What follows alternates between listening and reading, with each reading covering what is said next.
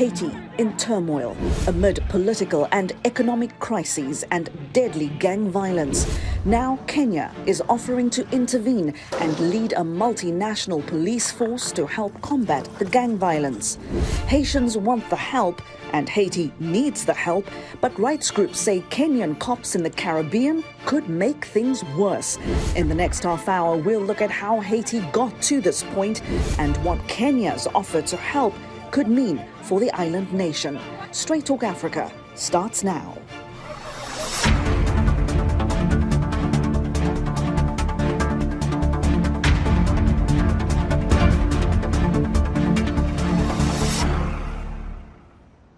Hello there and a warm welcome to Straight Talk Africa, coming to you from VOA's headquarters in Washington. I'm Haydé Adams. For years, there have been headlines and warnings from inside Haiti and beyond about the political, economic and security crises unfolding in that country. The situation took a stunning turn in 2021 with the assassination of President Jovenel Moïse, shot 12 times in his private home. At the time, Haiti was already battling a rise in violence and an economic crisis made worse by a wave of earthquakes, hurricanes and cholera outbreaks. Moïse's death created a power vacuum and plunged the country into further turmoil as gangs seized control with daily killings and kidnappings. There are an estimated 200 gangs operating across Haiti, around 95 in the capital Port-au-Prince alone. They control about 80% of that city. Residents there say life in Haiti has now become a living hell. On Monday, thousands of Haitians marched through the capital demanding protection from the gang violence. I'm in the streets today because as a youngster who lives in Carrefour Foye, we can't live like this anymore. The other neighborhoods are gangsterized, but we're standing and we will not give up on Carrefour Foye. The government has to say something before it gets worse. People are abandoning their homes. If this worsens, we, the unfortunate ones, are going to be the victims. We have nobody. We're fighting alone. They are thieves. We can't sleep. We can't eat. We can't even leave. We didn't create the gangs. They need to realize it. We demand an intervention in Carrefour Foye because we want to go back to our homes. Our children have been shot. They can't get surgery. We have patients in hospitals who can't get surgery because of money. We're asking the Departmental Directorate of West Police to help. We're asking for an intervention in Carrefour Foye. We're asking for tanks. We can't sleep. We can't do anything. A police officer was murdered. We're demanding justice for him. And other policemen fired tear gas on us. It's been 4 months since we're fighting. We can't leave our home and sleep on the streets. The government doesn't care about us.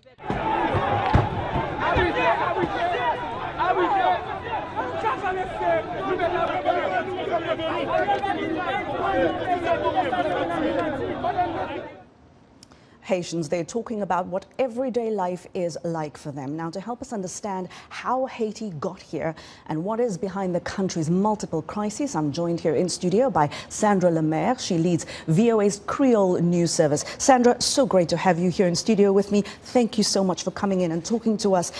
Help us understand this. Haiti appeared to have been bouncing from one crisis to another for years now. I mean, we've seen the headlines, but what is behind the turmoil that we see today? There are multiple factors, Haiti, that are behind the turmoil that we're seeing today.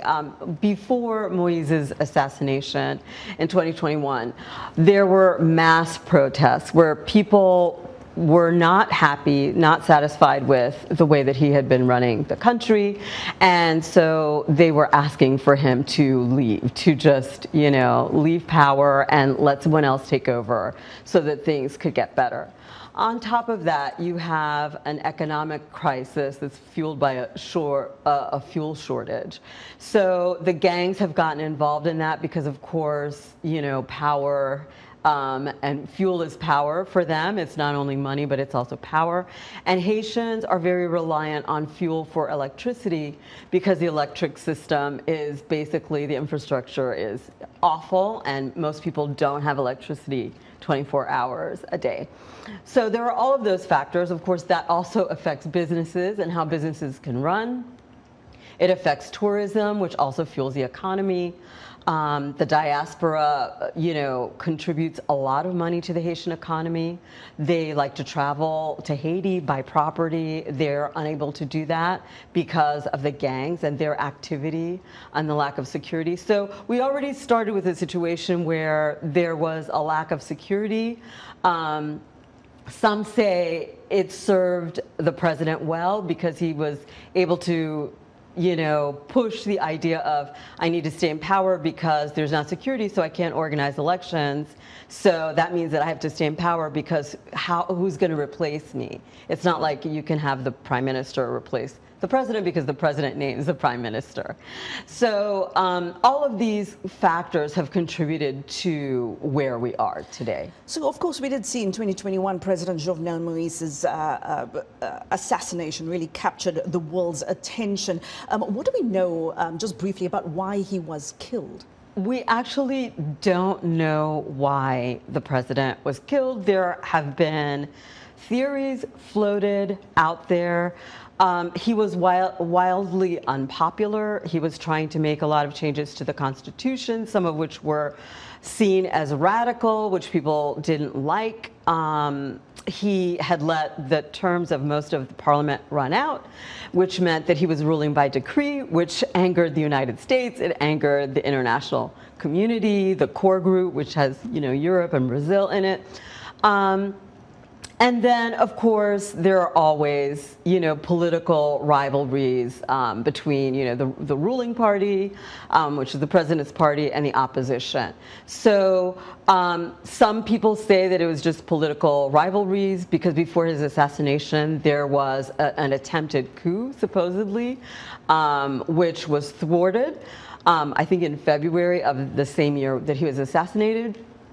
And then aside from that, there are people who say that he was involved in drugs.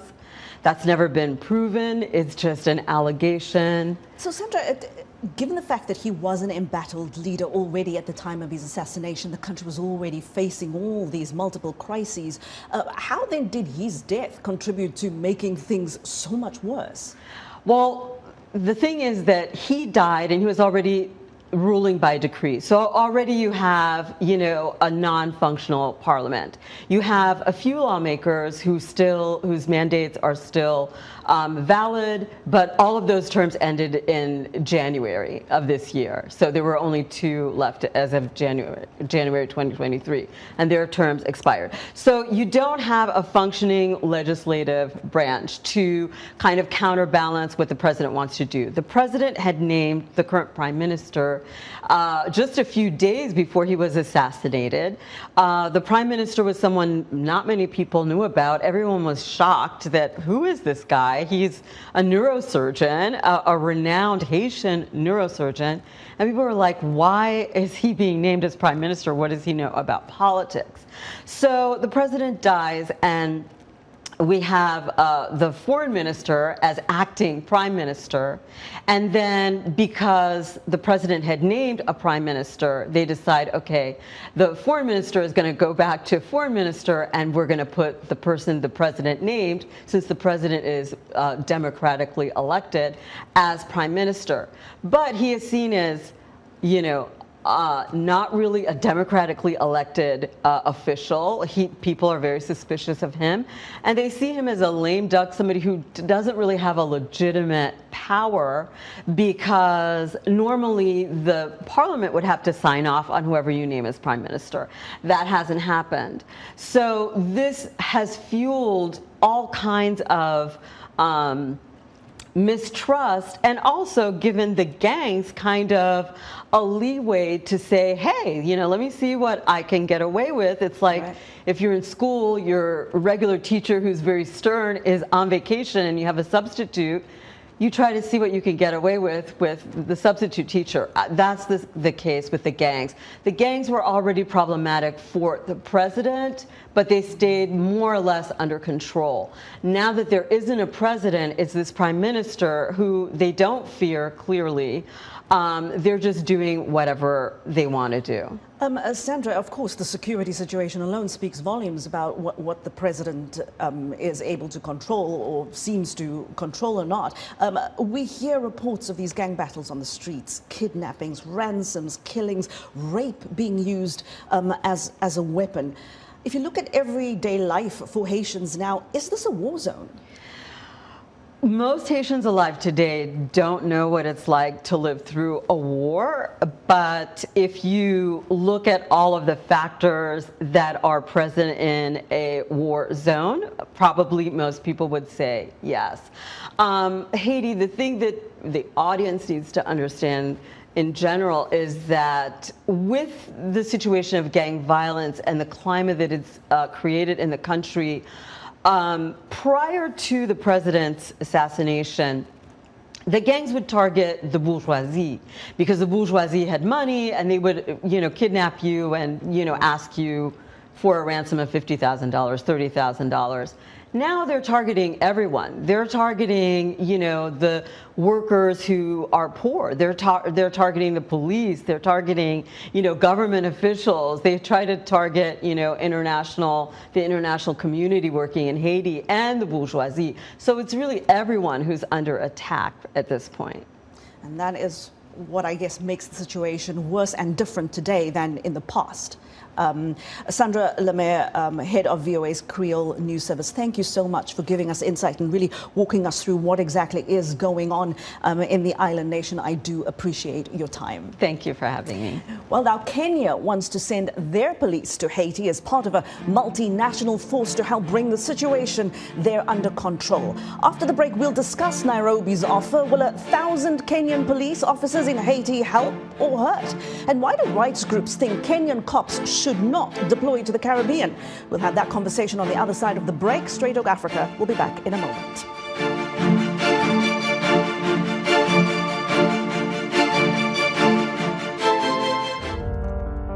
In times of change, when the world seems uncertain and what we hear doesn't reflect what we see,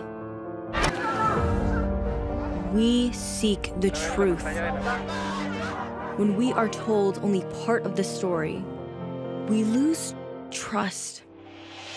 In moments of crisis, our dreams, hopes, and wishes for a better tomorrow depends on a free press. At Voice of America, we bring you the stories that people take risks to see. We connect the world and unite it with truth. At Voice of America, we show you the whole picture.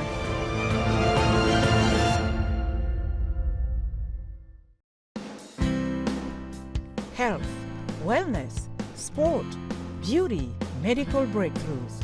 Healthy Living cares about your well-being. What are the main health concerns in Africa and around the world?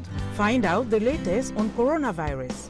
Connect with our experts and ask them questions. How long does the virus stay? Join me, Lino Khmoudou, in Washington, every week on Healthy Living, right here on VOA.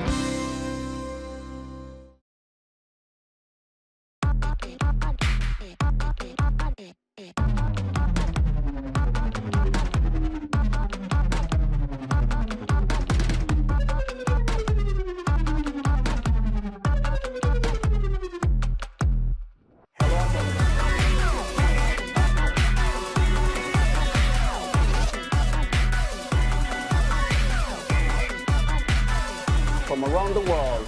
Let's go.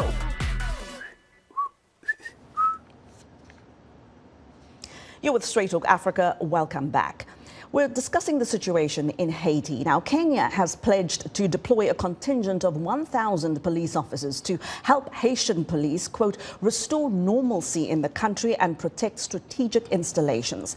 Haiti's Prime Minister, Ariel Henry, asked for help from the United Nations last year when gangs began taking control of much of the country. Haitian authorities have welcomed Kenya's offer, so have the United Nations, the United States and Canada. But there's concern among rights groups in Kenya Kenya. They say sending Kenyan police to the Caribbean could make things there worse. Let's take a closer look at all of this, and I'd like to welcome my guests. They are Johanna Leblanc. She's here in studio with me. Johanna is a partner at the international law firm Adomi Advisory Group. She's a former foreign policy advisor to the Haitian government. Irũngũ Houghton is the executive director of Amnesty International Kenya. He joins us from Nairobi. And in New York is David Monda. He's a professor of political science at City University of New York. A warm welcome to all three of you, Johanna, Irũngũ, and Professor. Johanna, I'm actually going to ask you to kick us off here. You know, Haiti is often described as the poorest country in the Western Hemisphere. It was once the wealthiest and most profitable colony in the region.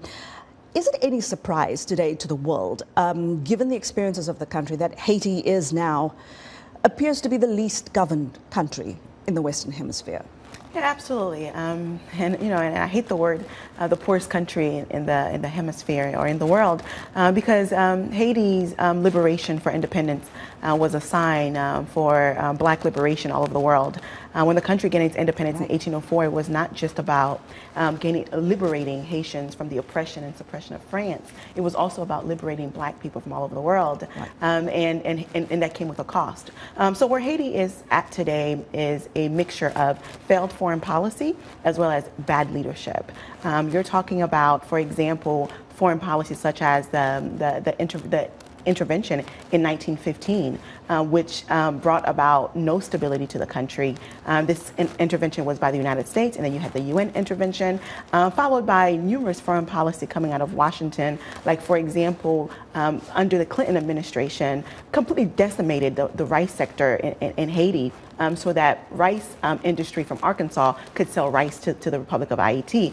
So you have to look at both the leadership in Haiti as well as foreign policy. And it's no surprise that Haiti is where it's at today. But I have hope. I'm confident that Haiti will rise, the people of Haiti will rise, and Haiti will regain its proper place in the world stage. A little bit of a sidebar here, you know, can see the struggles I have in this country where my name is often confused with the name of Haiti, the country, Haiti and Haiti, as the Americans say it. But Johanna, absolutely taking all of those things into account, because this is a country with a very complicated history, littered with, as you said, a lot of foreign intervention. And here again, we are now talking about foreign intervention again. Professor David Monda, please help us understand how Haiti became so poor, in the sense that, are we looking at another example of the struggle to build stability and prosperity in a post-colonial country?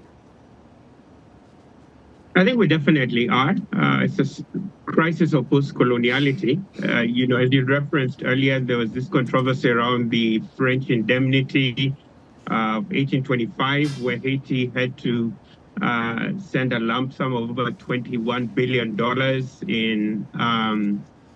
in order to get recognition from France. So there's a lot of historical dynamics. But I also must add that there are internal dynamics in Haiti, lack of leadership, challenges from the Moïse government and how he emasculated the legislature, the judiciary in terms of his governance. And the crisis we see right now is really centered around internal dynamics of crime in terms of security, around gangs and vigilantism and over killings that are related to that, but also the challenges that come from outside of the country in terms of the Haitian diaspora, politicians abroad who are fueling and paying for some of the illegal activities of some of these gangs. So with this crisis situation, killings are up 53% this year. There's over 500,000 small arms in the hands of these different gangs on the island.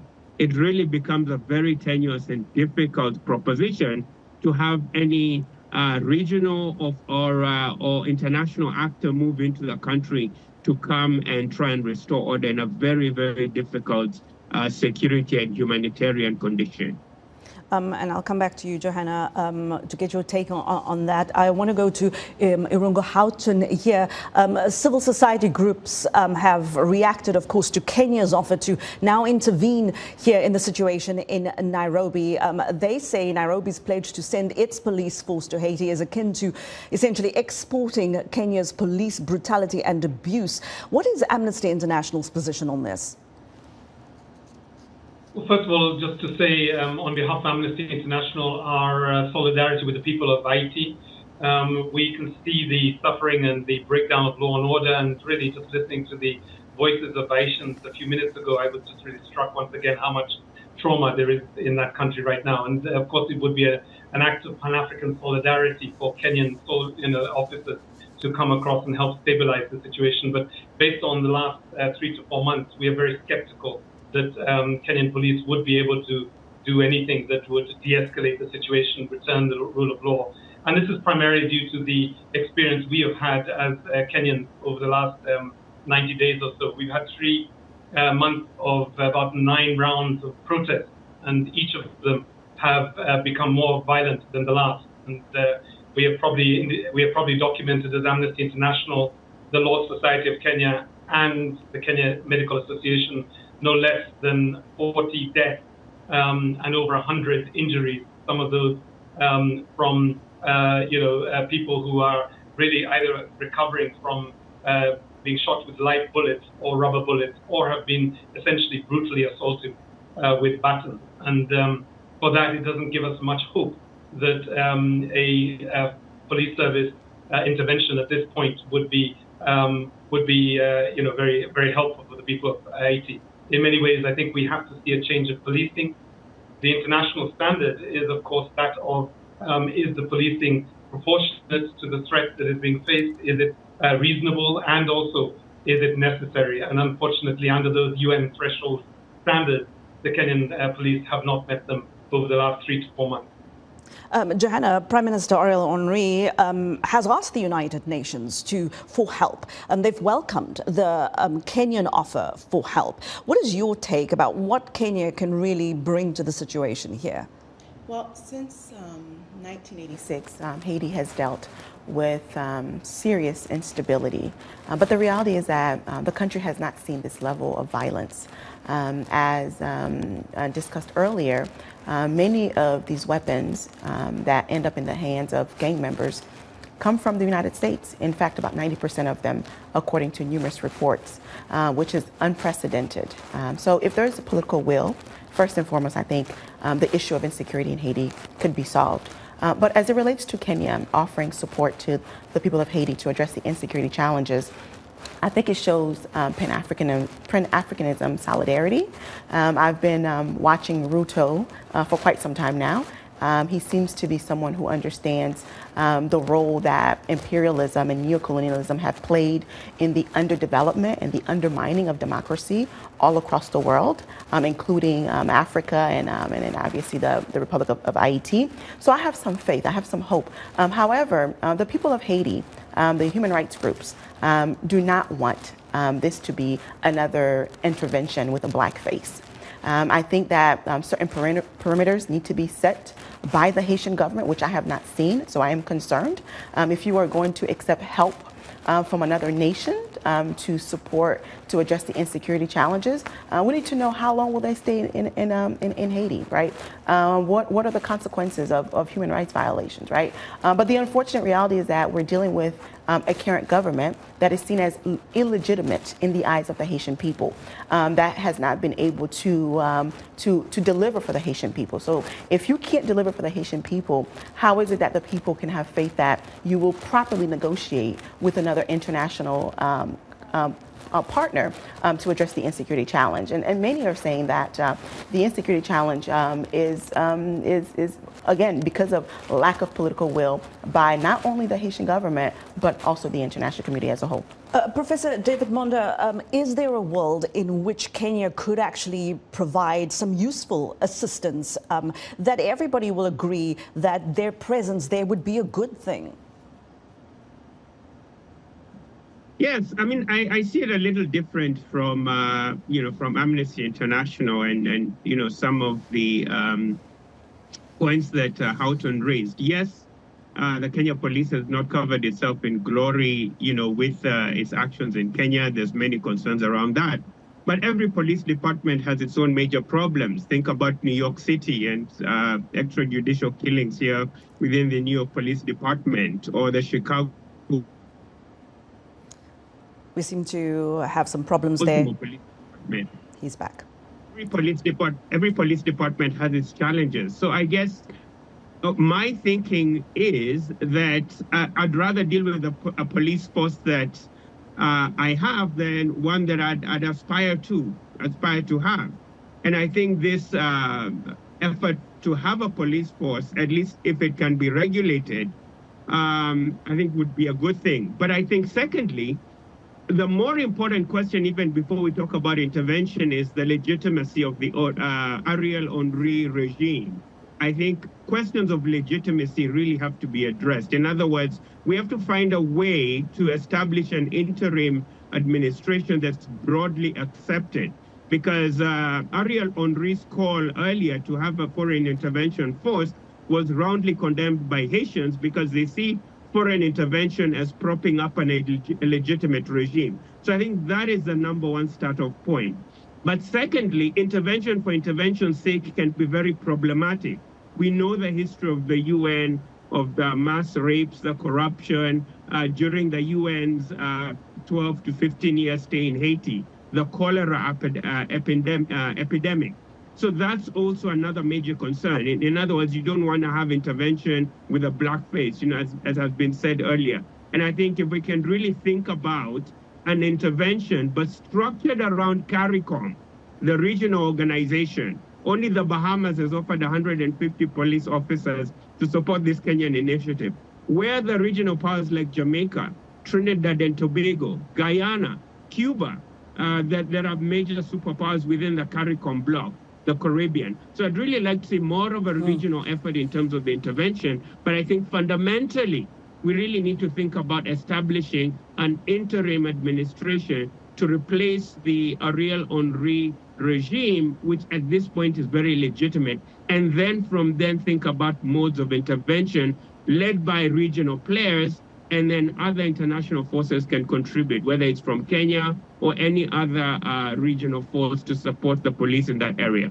Irũngũ, what's the right thing to do here in your view? Clearly something does need to be done. The UN has called for foreign intervention, a specialized support force, that doesn't sound like a peacekeeping force, to go to Haiti. In your view, is this warranted? And if not Kenya's police force, then whose police?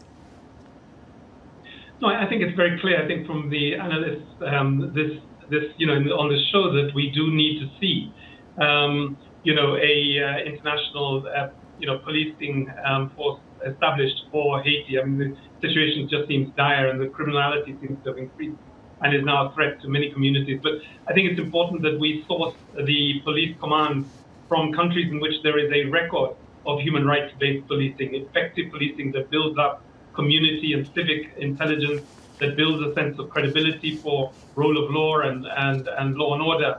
And unfortunately, the Kenyan police service is not at that level yet, and particularly over the last 6 months or so. We've been monitoring much of the police service for this year, and to be honest, whether it comes from the use of non-unified uniformed officers or the indiscriminate use of tear gas in people's homes, and the suffocation of even minors and some babies, or even the indiscriminate use of water cannons in large crowds, and the shooting of several young people. Many of the 40 people that have been killed in the last 3 to 4 months are really between the ages of 17 and 25. And we've been very concerned about the lack of capacity to be able to identify who are legitimate protesters, the right to assembly, but also criminals and looters. Right. Irũngũ, we're going to have to leave it there. We've run out of time, but we will come back to this topic again, and I'll invite all of you back. Thank you so much, Irũngũ Houghton, Professor David Monda, and Johanna Leblanc. A great pleasure to have all of you here. And that is where we will leave it for this week. Thanks to my guests, of course. Thanks to our affiliate stations carrying Straight Talk Africa across the African continent, and to you for always watching and always listening. I'll see you next time. Goodbye.